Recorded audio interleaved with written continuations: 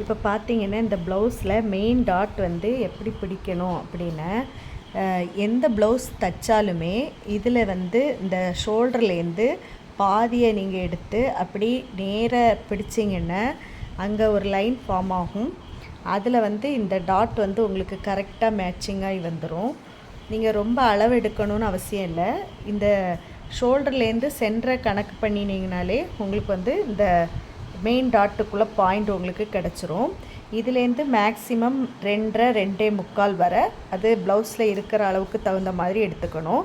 அதே மாதிரி இந்த டாட் எப்படி ஈஸியாக பிடிக்கலான்னு உங்கள் கை விரலில் வந்து இந்த மெயின் டாட்டை பிடிச்சதுக்கப்புறம் ஒரு 3 விரல் வச்சிங்கன்னா இந்த டாட்டு உங்களுக்கு கிடச்சிரும். அதே மாதிரி இங்கேருந்து ஒரு 3 விரல் வச்சிங்கன்னா கரெக்டாக இந்த மேலே உள்ள டாட்டு உங்களுக்கு கிடச்சிரும். நீங்கள் ரொம்ப கிட்ட அப்படி தைச்சிங்கன்னா உங்களுக்கு ஷார்ப்பாக இருக்கும். அதனால் கொஞ்சம் கேப்பு விட்டு தைக்கும்போது உங்களுக்கு கரெக்டாக இருக்கும். மேக்ஸிமம் 2 இன்ச் அளவு இருக்கிற மாதிரி நீங்கள் தைக்கிறது ரொம்ப கரெக்டாக வந்துடும்.